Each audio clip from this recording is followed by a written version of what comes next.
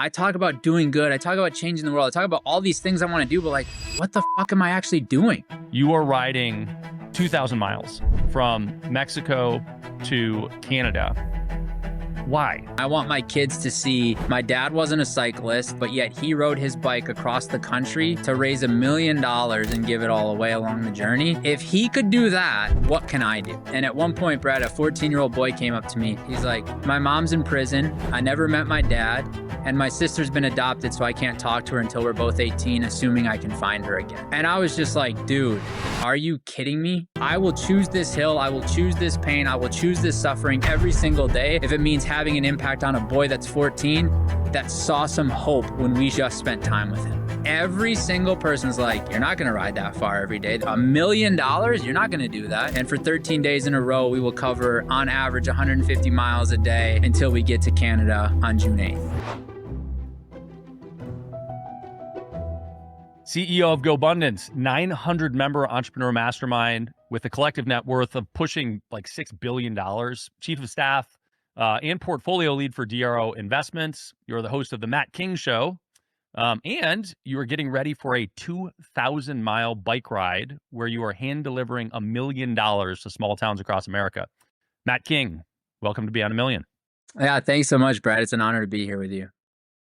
Dude, I'm pumped. So first and foremost, you do a whole bunch of different stuff, and skills bleed across these things. What personal skill do you think delivers the highest ROI across DRO, GoBundance, and this crazy physical adventure stuff?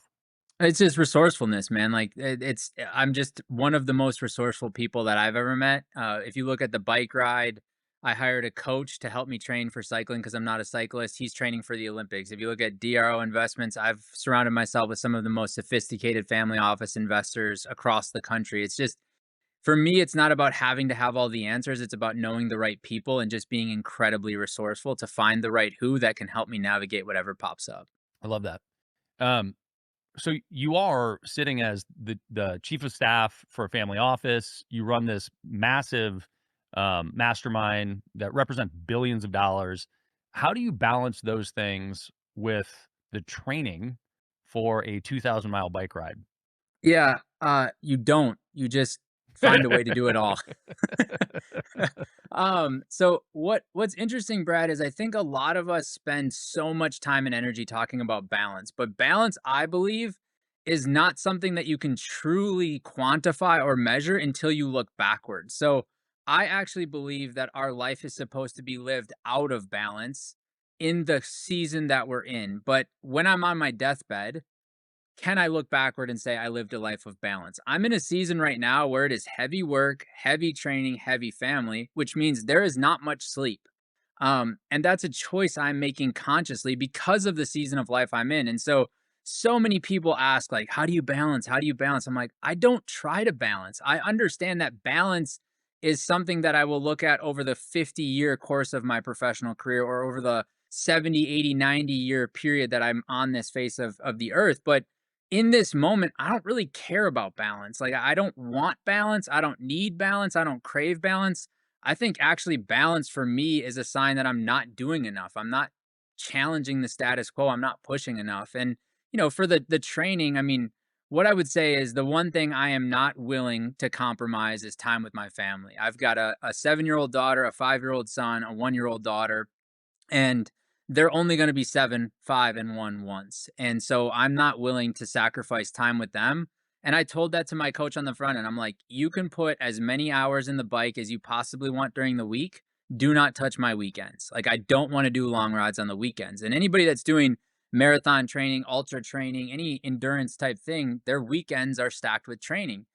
And what I have made a decision to do is I will just sacrifice sleep so that they don't have to sacrifice time away from me. So last week was 21 and a half hours on the bike, which means I was literally at the office on the trainer at 2:30 in the morning. And my 5-hour ride was 2:30 in the morning till 7:30 in the morning. I literally will be on Zoom calls on the bike. Like, I'm willing to do whatever it takes to get my body prepared. And I do know I will need sleep leading up to it, and I will be able to sleep as we get closer to it and I'm actually in the right condition. But I'm just not willing to sacrifice time away from my wife and my kids. And so I just am punishing myself. And honestly, Brad, like, I'm really fortunate. I don't need a ton of sleep. I've never been a big sleeper. And so going from 5 hours to 3.5 has been okay for me. I've been able to function just fine. And I just look at it as this is a season. And like, the guys that are getting deployed right now for the wars, like it's a season for them. It's do whatever it takes to execute the mission at the highest level and then get back home and recover. And that's kind of how I'm treating this. This is a mission, do whatever it takes, accomplish the mission, and then we can talk about sleep and recovery and all the other balance things that come with it. Well, first of all, I hate the fact that you sleep so well and don't need it. I am a terrible sleeper and I desperately need it. um, two, there are a couple things that popped out there. The first was um, when you find yourself in balance, it's a signal to you that you're not doing things the right way right now. And I think that that's like a really, really strong takeaway for people. Instead of looking at the lack of balance as something you're doing wrong, it's an indicator that you're probably deep into something that you're trying to get done. And then the second that really stood out there was prioritization. And it's, look, I'm going to find a way to get it done, period. And as long as you are prioritizing effectively, when you're quote unquote out of balance, you'll be getting a lot of shit done. But to me, when I look at bandwidth constraints and only so many hours in a day, everything always comes back to prioritization. And if you want to get the big things done, you better just make sure that that's the focal point and that's what you're getting done. Yeah, and the biggest lesson I've learned so far from training for this bike ride, Brad, has been, the squeaky wheel always gets the grease. And I was the kind of human that when somebody texted me, I would respond right away. When somebody emailed me, I respond right away. I was an inbox to zero. I was a no unread notification. And what I realized is I was carrying this weight and this burden of so many people handing me their problems to solve for them that aren't mine to solve. And so I found like great peace and comfort in if I don't get back to somebody immediately, like I apologize. It's not like I don't like you or I don't respect you or I don't know that you're going through something. It's just like that's not mine to carry in this moment. And if I choose to carry that burden, that means I can't choose to carry the burden my son's carrying or my daughters are carrying. And so I've just really found peace in like, I have to understand that nobody is coming to put my oxygen mask on for me. Like I have to put mine on first. And if mine's not on, I can't help anybody else. And that means in this season, I'm okay with 46 unread text messages right now. Like I don't love it. Yeah, it brings me a little angst at random times, but most of those texts are like, "Can you do this? Can you do this? Can you do this?" And like, look, I'd love to do all of those things, but by choosing to do those, your example of that prioritization, by choosing to prioritize those needs would mean that I'm putting somebody else's needs of my family or myself on the back burner. And right now I'm just not willing to do that. Yeah. Yeah. Actions have impact and outcomes. And if you choose to do the unimportant things, whether you're conscious of it or not, you are de facto choosing to not do the important things. And in a world when you have tons of important things, um, sometimes some of them aren't going to get done right away. And it's that, it's the adage of you can have everything that you want and you can do everything, just not all at once. That's right. That's right. So one thing at a time. Well, I want to talk about the ride because it's close to my heart. I've done a fair amount of cycling in my life. But I want to back out to some of the other things that you're involved with. So I met you originally through GoBundance, and I went to a GoBundance event in 2015. And at the time, it was probably like 100 people there. Now there are 900. So how do you scale a group like that without diluting culture? It's really hard, and candidly, we have gone through growing pains where we did dilute the culture and we made those mistakes. But I think the key to really focus on is like what is the acquisition channel, right? Like for us, it's members. For somebody else, it might be customers. For somebody else, it might be products. But like, where are your new members for GoBundance coming from? If I spend a ton of money on ad spend and a ton of money on like sort of the not organic growth, it's going to be a lot harder to protect the culture. But if I really focus on, I want to change the members' lives so powerfully that they have nothing other than to say, you need to join GoBundance when they meet somebody, I'm far more likely to be able to protect the culture through those kinds of member growth or member acquisitions. And so we really double down on like, how can we generate more referrals? And the only way to generate a referral is to give somebody an incredible experience. Like if you give somebody an incredible experience at your company, they're going to sing your praises and that is going to lead to more business. Now, there is a very, very, very low likelihood that somebody is going to refer a dirtbag. Like it does happen every once in a while, but like generally speaking, you're surrounded by good people. And if I create an incredible experience for you, you're going to tell other good people, hey, you should check this out. And when you vouch for them, now your name, your reputation, your brand, your likeness is all on the line. And so it's really about where does that growth come from? And then the other thing is like, what are your company core values? Like, sort of our motto is intimacy at scale. Like, one of the most powerful things about GoBundance is these intimate, authentic, raw, vulnerable conversations with accountability layered in. So when we go to our events, when we have our conversations, it's always about how do we create that intimacy? Like, a lot of people give me grief for how we set up our events. Like we can max out most of our events somewhere around 350 people because these ballrooms only fit so many round tables. They call them crescent rounds. It's like 8 people almost all the way around the table, but not fully around the table. And the members will call me and be like, I'm on the wait list and you could get me in if you change the seating arrangement. I'm like, yeah, but life is not lived shoulder to shoulder. Life is lived face to face. And if I go into a student style seating arrangement, now I lose the authenticity, the vulnerability, and the connection that occurs at that table. So it's just about establishing non negotiables for the business that maintain the culture that you're really trying to maintain. That's one of my non-negotiables. Like, I'm sorry you're on the wait list, but I am not willing to change the community and the camaraderie that happens at those crescent round tables when we're doing the work. And so, like, I have to honor that that has worked for us. It continues to work for us. It drives value. It maintains this culture, and I'm just not willing to move away from that. I just did an interview with Tom Patterson, who founded Tommy John's, and he said something to me that I thought was great, which was you can buy the first sale, but you can't buy the second. And sentiment was the product is the only thing that will buy the second sale, right? Will earn the second sale. And what I heard you say just now was that uh, you are relentlessly focused on the product that is the experience of the GoBundance mastermind. And that ultimately, if you protect that, that is what by default ends up getting the referrals that allow you to keep the culture intact as you run a larger and larger group over time. Is that fair? Yeah.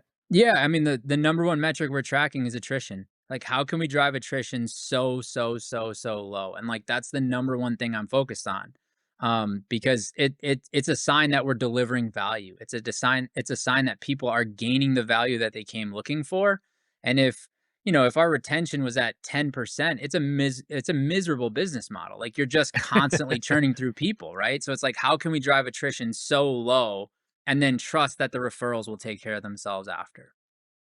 Yeah, well, also a big part of the value of um, masterminds in general is connection and relationship.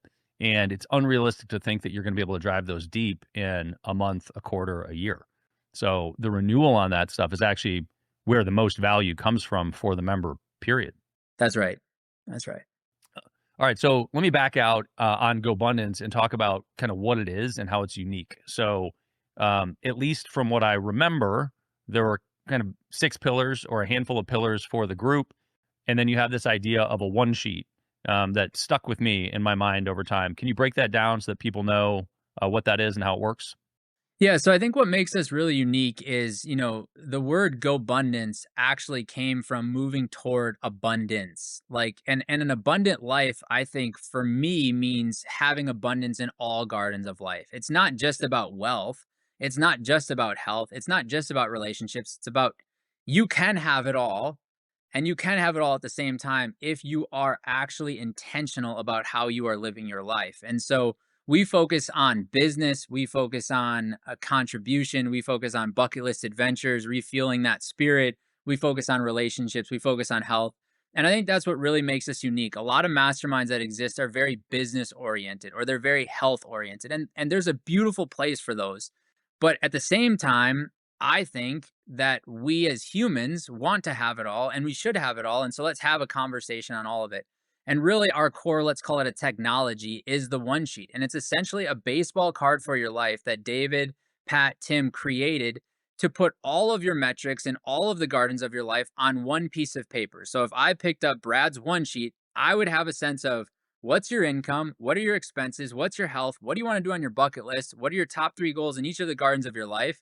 Where do you need help? And where do you want to be held accountable?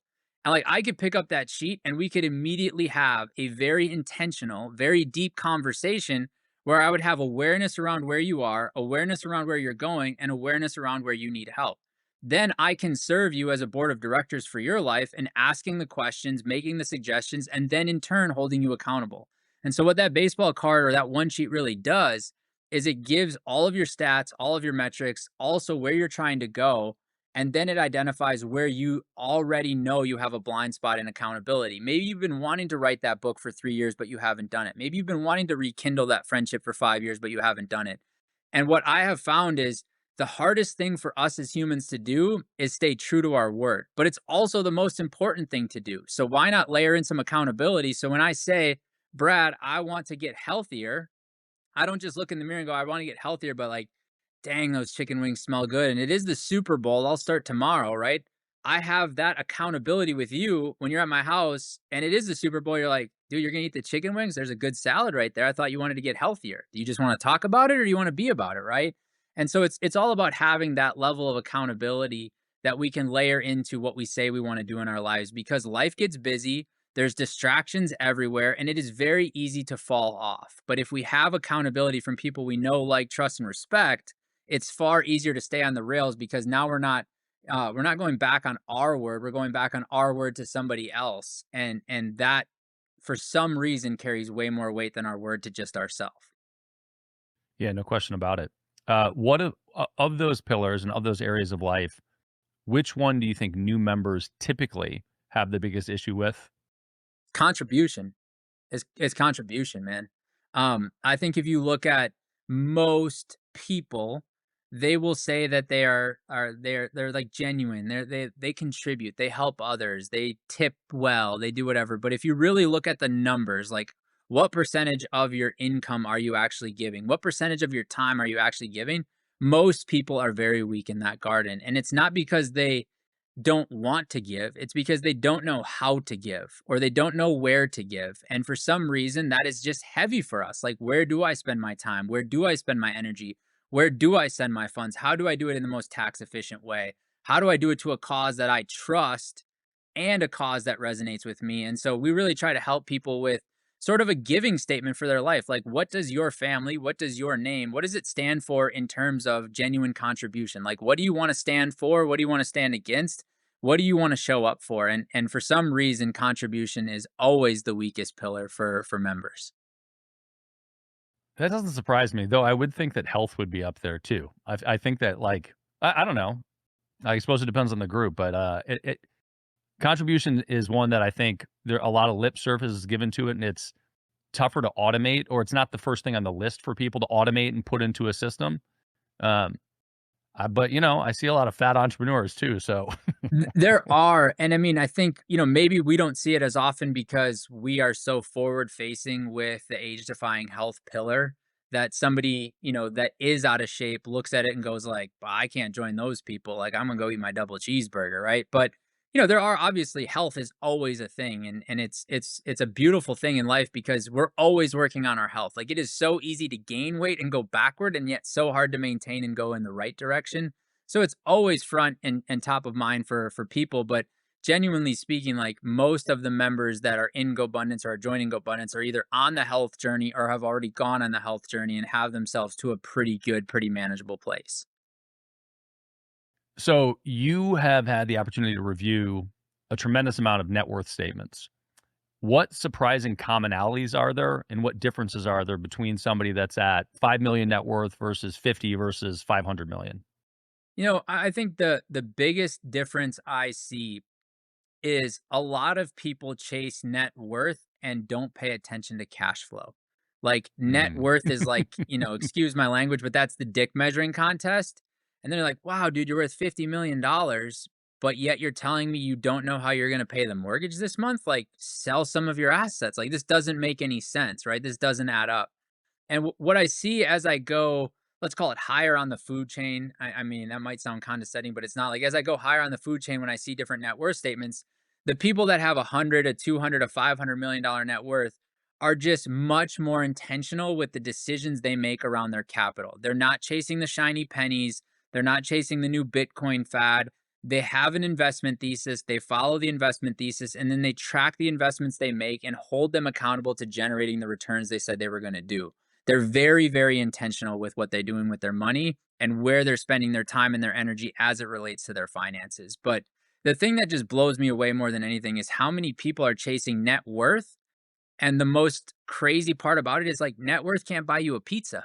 Like net worth can't put gas in your car. Like it's just, it's like a billboard sign and it's an ego thing. And look, like net worth is a sign of how much assets you have. But there's so many guys I talk to who have two, three, five, $7 million of net worth in an asset that is negative cash flow. I'm like, what is the point of that? Like, why sell the asset? Like, well, I can't. There's so much equity in it. Yeah, but you're bleeding every single month, which means you're taking hard-earned money from somewhere else and you're pouring it into that asset that can't carry itself. And so it's really about just understanding where your money's going and then being very intentional and holding yourself extremely accountable again to following that plan, because you and I both know every single day there's another deal and it's the best deal ever, Brad. And let me tell you why there's no risk. And let me tell you how much money you're going to make. As an entrepreneur, as a visionary, it's very easy to get FOMO and be like, dude, what am I missing out? Should I get in at SpaceX at a $600 billion valuation? Well, maybe I should do this, right? And it's not like going back and saying like, what do I truly want to hold my capital accountable for? Is it just growth? Great. Is it just income? Great. Is it tax consequences? Great. Like, let's figure out what the plan is and then let's hold ourselves accountable to it. Yeah, I love that. SpaceX, by the way, 1.5 trillion at the I know it moment. would have been a good Uh, investment, but I was fortunate to squeeze in there a while back, which is awesome. I think that very likely SpaceX is going to um, change the whole fucking world and be a crazy, crazy, crazy company 10 years from now. I think there's a Um, very high likelihood. And my hope would be you squeezed in there and you put an amount of money in there that you're safe and comfortable letting ride for 10, 15 years.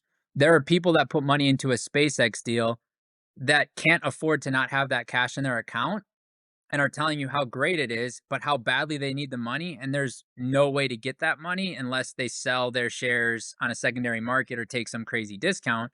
And then they're too obsessed and addicted to the dream of SpaceX to let those shares go, but yet they actually needed that cash. And so it's about making calculated risks. And when you do that, you can put yourself in a position to have an opportunity to squeeze into SpaceX, which I don't disagree. I think is going to absolutely change the game. yeah, well, I think that a major takeaway for anybody that's listening to this is um, the 50 million and up people are the ones that are more deliberate about what to put money towards and more calculated in their approach, even though a lot of them can afford to let it ride for a long time and aren't in that position where they've got a cash flow constraint. Meanwhile, new investors don't have a deliberate path and they're too eager and they get sort of trapped into the allure of something without doing the real math or really thinking about the actual return over time with carrying cost against a cash flowing investment and how it impacts your life. So I think that that's a great takeaway. I do want to talk more about investments because you're sitting on top of DRO and investing. But before we leave the GoBundance chapter, one of the things that I have to think is part of the equation is managing a shitload of egos. How do you handle, a group of high-powered A-type men when you have clashes? Um, I mean, the first my knee-jerk reaction would be like, "When you figure it out, send me the playbook and the manual because I could really use that one." But in all honesty, man, I think Ryan Holiday's book "Ego Is the Enemy" is a book that absolutely changed my life. And I think the way you handle a clash is you check your ego at the door and you just show up curious. Like, tell me more. Okay, so what I hear you saying is cool. So what do you suggest we do? And what I have found is people love to complain. Yes, the high net worth people love to complain. Yes, everybody loves to complain. But when you ask them what they suggest as a solution, they go very quiet very quickly. And so I just have gotten what I like to think of as very good at listening to the problem, rehearsing the problem, or making sure I understand the problem, communicating that to them, and then saying, like, okay, so do you have any suggestions? No, I have no suggestions, but you're the CEO, you go figure it out. I'm like, look, I absolutely can go figure it out, but you're the one telling me that there's a problem here, and I would love your suggestions. Like, what would a win look like for you? What would this feel like for you? Um, and I think you can do that so long as you're actually willing to take action from the feedback you're given.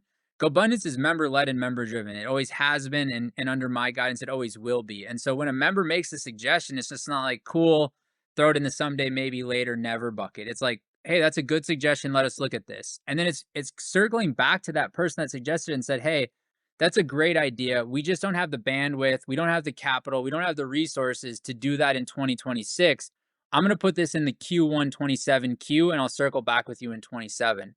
And when you do those things, people stop bringing you so many problems and they start actually bringing you some solutions along with their complaint. And that's really the way I combat it.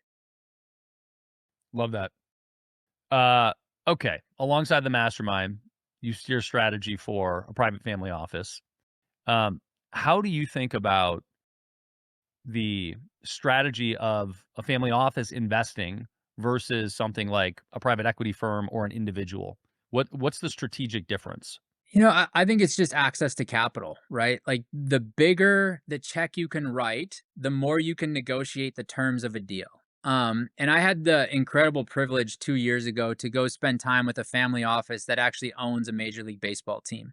And I went to their to their office and I had a list of questions that I was going to ask them, and I was very prepared. And my like the question I was most excited to ask Brad was like, how do you guys think about risk? Because that's like the famous thing, like, how do you think about risk?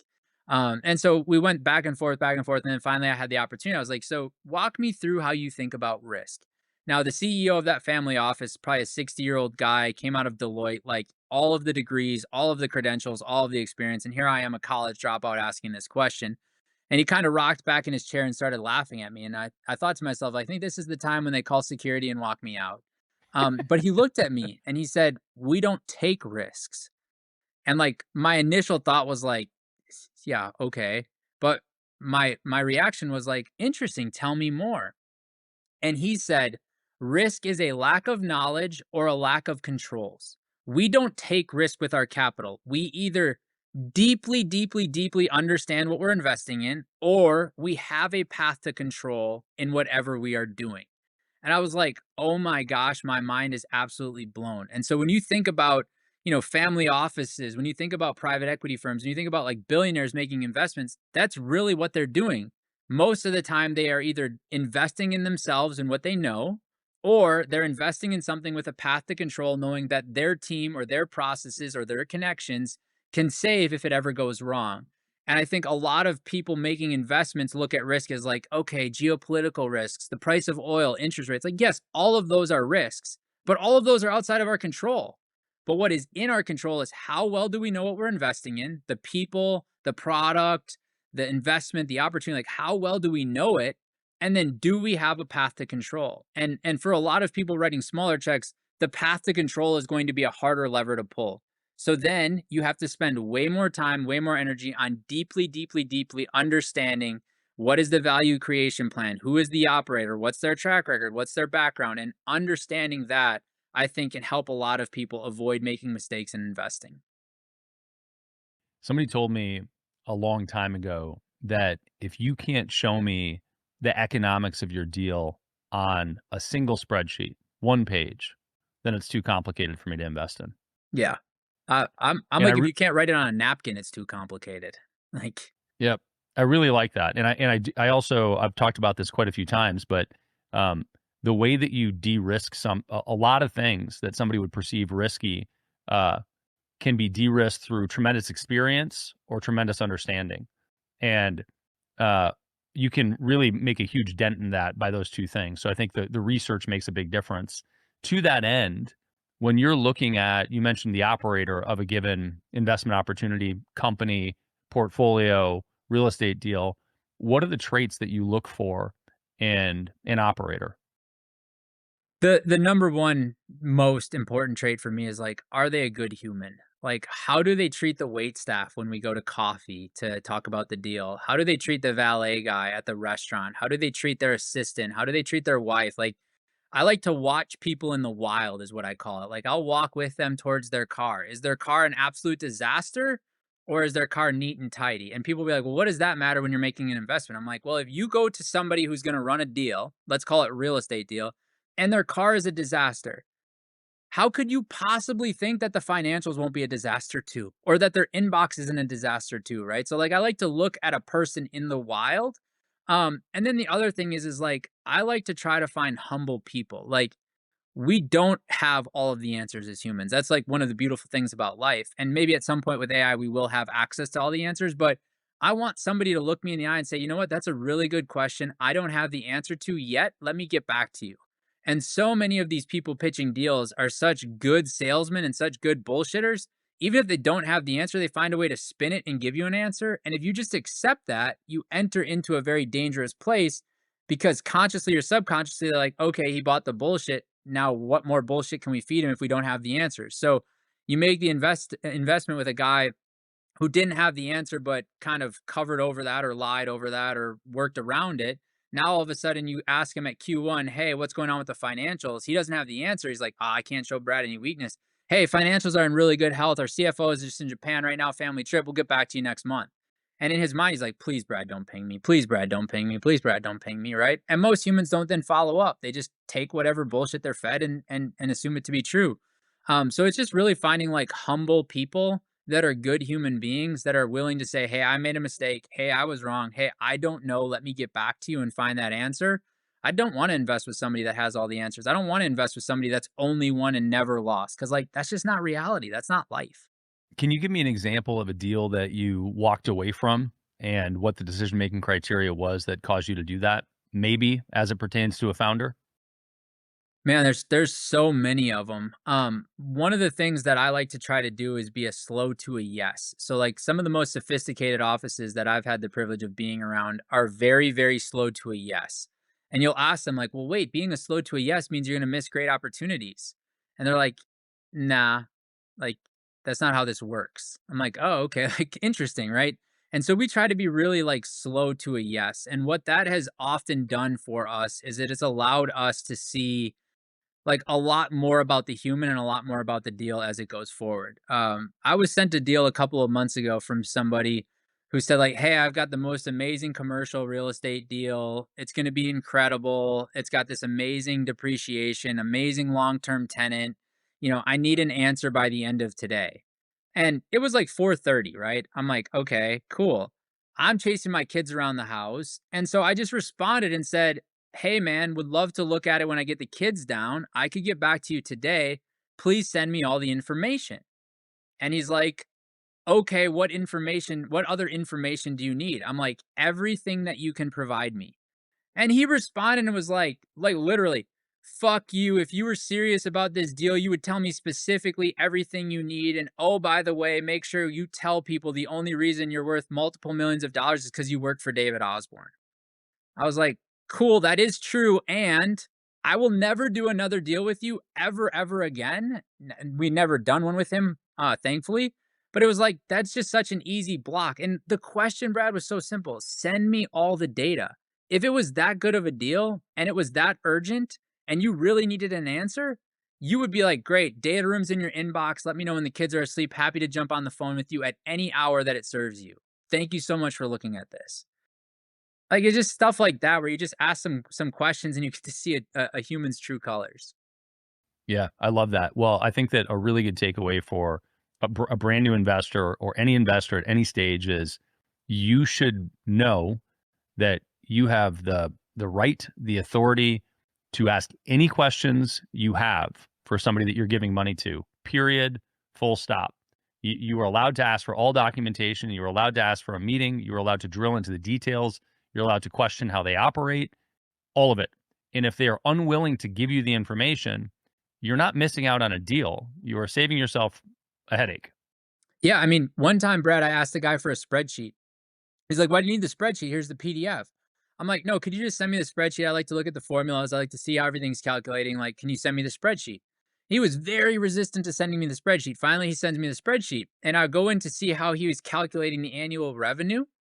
He was taking the quarters and multiplying it by 4.25. Well, you and I both know, Brad, that there's only 4 quarters in the year. So I reached out to him. I'm like, hey, this cell is calculating the annual revenue based off of the quarterly revenue, but it's multiplying it by 4.25. Can you walk me through that? Oh, yeah, yeah, yeah. We just put that buffer in there. That's for seasonality. That's to adjust for seasonality. I'm like, since when did we get to add a quarter of a quarter to adjust for seasonality? Like, who the hell says that? Right. And so it was like, Yeah. answer done. Right. So many people will never ask for the spreadsheet, never look at the formulas, never really dig into those details. Yep, I couldn't agree more, man. And I think that when you're brand new in investing, uh, you or you don't, and it's usually when you're brand new, but you don't have access to deal flow, and so you feel like, hey, this is a once in a lifetime thing that's coming up here, and it, today in particular, you are uh, an LLM away from digging in and finding 10 other deals that fit that criteria. And you may or may not have access to all of them at the moment, but it's really important to realize that there isn't scarcity with that stuff. And you are far better off not investing than being pushed to invest with not enough information. Well said. Um, awesome. Let's dig into you're crazy. So we have talked about how you manage capital. We've talked about how you manage a team. Now you're about to hit the road and give away $1 million. Here's what I know. You are riding 2,000 miles from Mexico to Canada. Why are you doing this? And then we can talk logistics. Like, I mean, how much are you riding per day? Where do you start? Where do you finish? But like, what the fuck? it's the same reason you did 29,029 times two in the same amount of time people do it in once, right? Like, there is just something about challenging the status quo for a cause bigger than ourselves. And really where this all stemmed from is I met up with a guy named Matt Johnson who's become a friend. He ran across Texas twice. Once, the first time he went west to east, the second time he went north to south. And he did it for a cause bigger than himself. He did it for Valor Fit, which is an organization that gets veterans back into CrossFit because they recognize that community is the best way to combat mental illness from people that leave the service. And I was just like running with him one morning when he was out on his run across Texas, and I was like, dude, this is incredible. This guy put his life on hold for 19 days for a cause bigger than himself, for people that he'll probably never have the opportunity to meet, and he's just running. And I was like, man, I talk about doing good. I talk about changing the world. I talk about all these things I want to do, but like, what the fuck am I actually doing? I was like, I'm not doing what I should be doing. So got in the car to drive home and I was like, what could I do? And the first thing that went through my head is like, I could run, but I've ruptured my right Achilles tendon twice. So like running's probably not the smartest decision. I'm like, well, I could ride a bike, but I've never really ridden a bike. Okay, cool. Let's do that. And then I was like, you know what I'll do? I'll ride across Texas. And then I thought, you coward, like that dude just ran across Texas. You can't take a bike across Texas. I was like, well, then let's just do the whole damn country. And I was like, okay, I'm going to ride my bike from Mexico to Canada. And then I was like, well, what's the cause? And I was like, well, I don't want it to just be for one thing. Like I am a bleeding heart. Like I want to see kids. I want to see women. I want to see like everybody like that is currently facing disaster. I want to be able to provide to them whatever they need. And I was like, okay, so we'll just raise it for people in overlooked communities and provide direct impact to them. And then as I was sitting there that night, Brad, I was watching the movie Cars with my kids. I don't know if you've ever seen that, but Lightning McQueen, the little red car, he gets stranded in this little town called Radiator Springs, which used to be vibrant, hustling and bustling. Then they built a flyover and the town just died. But the people inside of it, the businesses inside of it were still alive. They just had nobody to serve. I was like, man, there's so many of those stories out here in America. I want to hear those stories. I want to see those people. And I was like, well, what could we do to do that? And my first thought was like, oh, let's do $250,000. Like, that's a good number. I talked to Pat Hyben, one of the founders of GoBundance. I was like, hey, man, this is what I think I'm going to do. He's like, $250. He's like, and if you know Pat, this is exactly what he says. He's like, son, that's weak. How about $1,000,000? I'm like, hell yeah, dude, let's do $1,000,000. And I just put the flag in the ground, bro. Like, hadn't been on my bike in 18 months. The only time before that 18 months was one time after I bought this bike off of Craigslist, rode it for a day. I was like, I don't really like this. I'm going to hang it on the wall.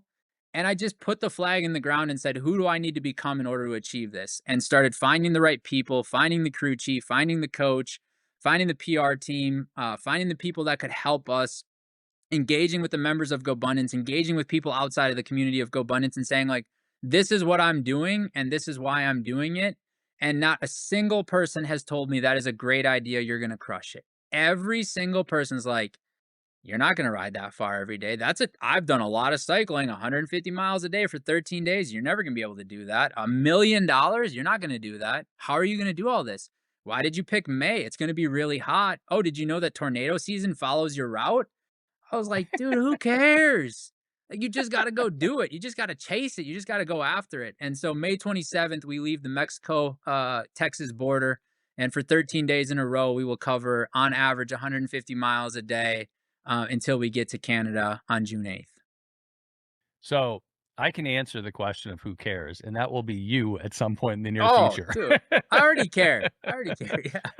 Yeah. um, well, so I think I know the answer to this, but are you doing it for the experience, the impact, or the story? For me, I'm doing it for the experience and for the impact. The experience for myself, but more importantly for my kids. We tell our kids as parents, like, you can do hard things. You can be whatever you want to be when you grow up. And then we lay in bed at night going like, I really want to do that thing, but I can't. I really should do that thing, but I can't. Our kids, I believe, learn far more from our actions than they do from our words. And I want my kids to see my dad wasn't a cyclist. He didn't like riding a bike, but yet he rode his bike across the country to raise $1 million and give it all away along the journey. If he could do that, what can I do? And I want to give them permission to go chase their dreams through my actions rather than just my words. And then the impact, man. On the first training camp, we did a give back after we rode 103 miles that day. And I always say we because I have a team with me, but I'm the only knucklehead riding. We went to a community here in Driftwood, Texas. It's called the Burke Center for Youth. And it really is for boys ages 11 to 17 that have all been victims of sexual abuse, extreme trauma, and neglect. And we just spent time with them. We donated a bunch of sports equipment, donated a bunch of reading equipment for their lounge area, and we just spent time with them. And at one point, Brad, a 14-year-old boy came up to me and asked me if I was going to come back. And now, before we had gotten there, the leader of this camp had basically said, like, "Hey, I just want you to know these kids have all seen and experienced things that you nor I could ever fathom. And I don't think they will get triggered, but you never know what will trigger them." And so I was like on guard a little bit, but not totally. So I just said, like, "Do you want me to come back?" He's like, "Yeah, I want you to come back." I'm like, "Well, then hell yeah, I'll be here." He's like, "Okay, because my mom's in prison. I never met my dad. And my sister's been adopted, so I can't talk to her until we're both 18, assuming I can find her again." And I was just like, dude, are you kidding me? Like, a 14-year-old kid did not get to choose that life, Brad. Like, they were dealt that hand. I get to consciously choose these hills as a way to impact that person. Like, I will choose this hill. I will choose this pain. I will choose this suffering every single day if it means having an impact on a boy that's 14 that saw some hope when we showed up for him and just spent time with him. I love that. Well, there are a couple things that I want to highlight there. The first is that you pinned a why to it after the fact that was bigger than your original. And I think that that's a really, really good takeaway for people because a lot of the time, um, there's a narrative amongst I think the general population and certainly entrepreneurs that you have to find your why. And sorry, Simon, you can figure out your why along the journey, or you can fucking make it up. But you have to go do shit, and sometimes you figure it out through doing shit. So I love that. And then the other thing I want to highlight is that I asked you if it was about the experience, the impact of the story, and part of the impact will come through the story. So once you're done with this, the story will live on for a long time, and that will continue to impact people. And I think that it's I like asking people that when they do crazy shit because some people think about that on the front end and some people find it later. But there's no question that of the crazy shit that I've done in my life, the story lives on far beyond the experience. And I find a lot of value in it over time. Yeah, my biggest fear with starting with the story, candidly, was I feel like sometimes when we start with the story or the end in mind, we put a ceiling as to what's truly possible. And so, like, we put a flag in the ground of saying $1 million or more, but I've really tried to consciously not adopt any of the stories that have been given to me about the ride because I don't want those to limit what's truly possible or what I could truly feel or what we could truly do and the impact we could truly have. And I think sometimes when we approach things with like, hey, this is about the story, all we do is essentially stop once we hit that story. And the question is like, what if there was more on the other side of it we just didn't know was possible? And when we hit that goal, we just kind of stopped. And so I'm really trying not to allow any stories to come in about it because I want to see just how powerful this could be if I don't have any assumptions or preconceived notions on what this will be. Yeah, I love that. How do you choose what towns or individuals are going to receive money? So how do you see the mechanics of that working? Yeah, so I'm incredibly fortunate that we hired, I think, the best crew chief in the world of endurance, crazy things that you could possibly do. I essentially told him what I wanted to do, and he said, "Great, let me map out a route that hits all of these small towns." So he mapped out a logical route that hits the small towns. We have deviated that route based on certain things. Like I wanted to go through Dripping Springs, Texas, rather than downtown Austin. One, because of traffic. Two, because I live in Dripping. I want to see my kids on one of the days. Um, he was having us go a little bit more direct through Dallas. I'm like, "Hey, I wanna go through Stephenville." He's like, "Why do you wanna go through Stephenville?" I'm like, "A, I wanna ride a bull in the middle of this, and B, I know a guy there, and he told me how bad it is there for the locals, like, how poor they truly are." So I'm like, "Let's go hit that town." And so, some of it has been just like, "This is what Google said," and then some of it has been very intentional of like, "I know there's stories in that town because people have told me, and we need to go to that town specifically." How do you choose which individuals will receive funds? Yeah. So not just me will choose. We have about 21 other people riding with us along the journey. They can ride a day, they can ride a minute. Some of them told me they're not even gonna get on a damn bike. They're like, we're gonna sit in the RV and drink a vodka tonic and watch you pedal in the heat. And then when it comes time to the give back, we'll support that. So really what I want us to do, Brad, is we're gonna go out into these communities that we're riding through and we're just gonna ask questions. Hey, what's the story? Hey, why did you have this coffee shop? Hey, why did you start this auto mechanic business? Okay, grandpa owned it. What did that look like? How's it been going? Oh, it's been really bad. Just like really intentionally asking questions and finding the people in the community. A lot of it is going to be by like pure chance. Like our path is going to cross the person's path that we need to see and we need to meet.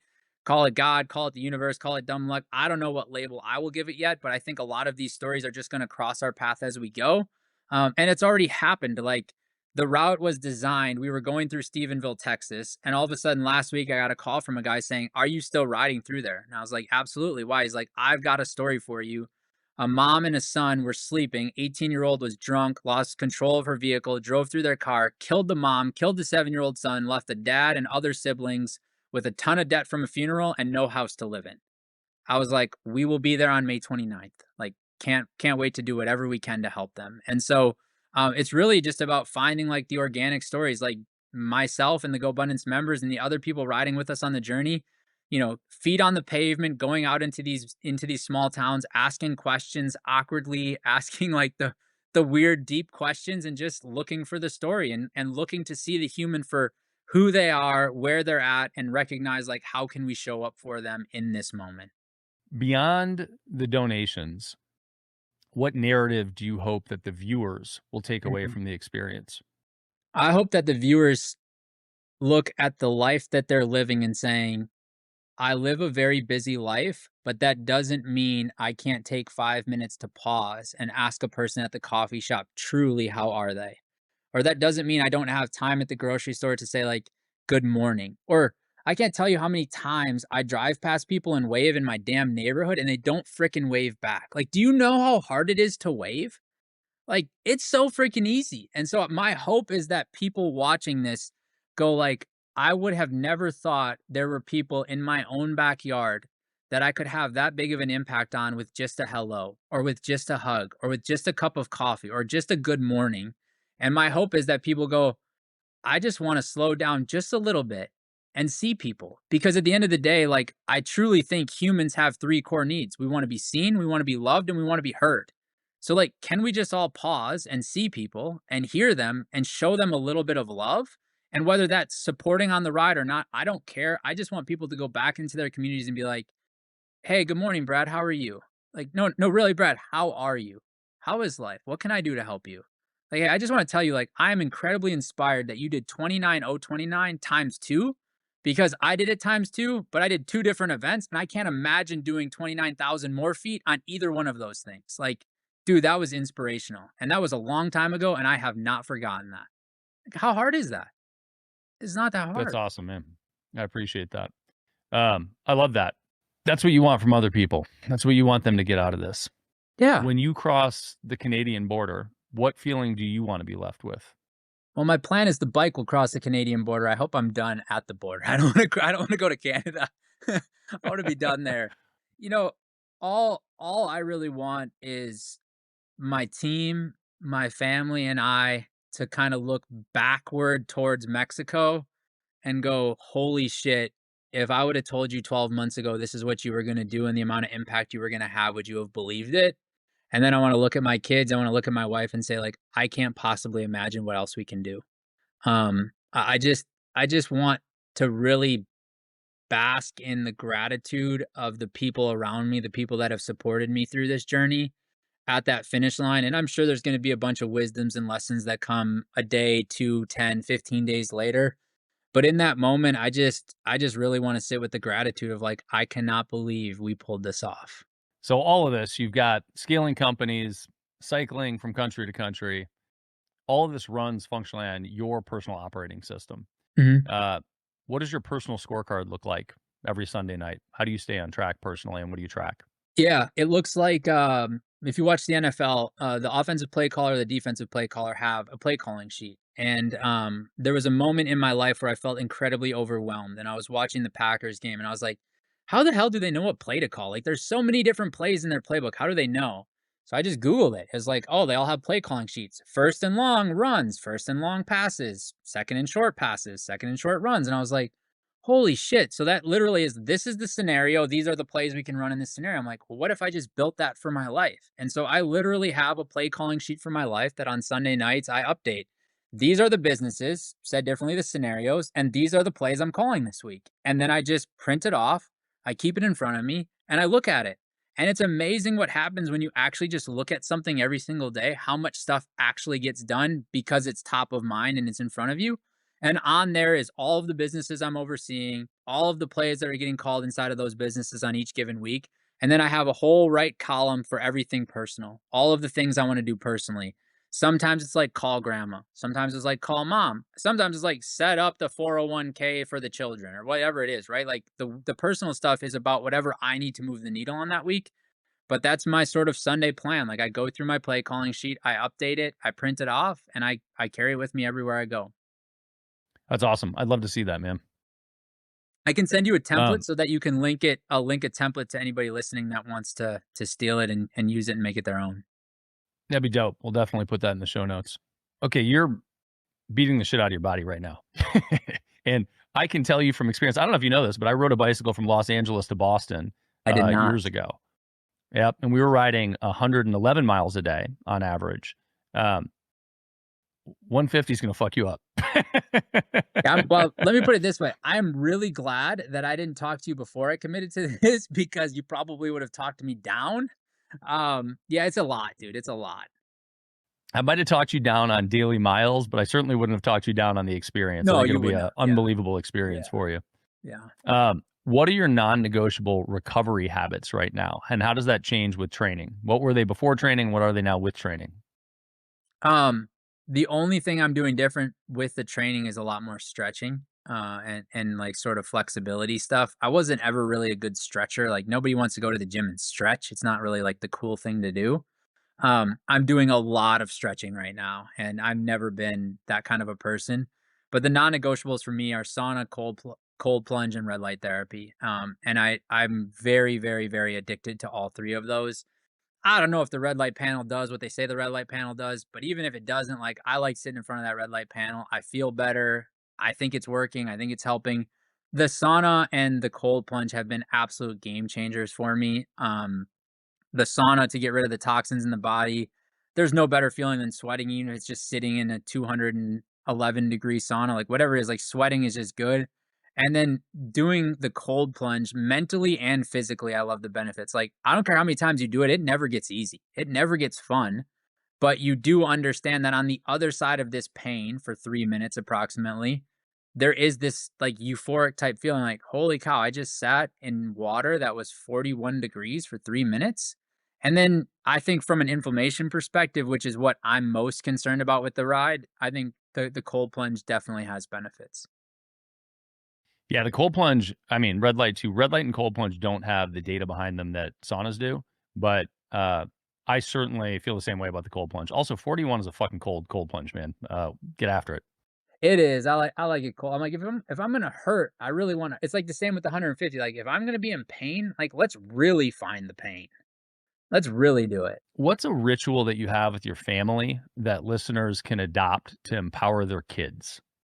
Well, it's not like a daily ritual, but I think everybody talks about family values, like needing family values. But I think most people get it totally wrong. What they do is they tell their kids, these are our family values. We're going to put them in a frame. We're going to hang it on the wall.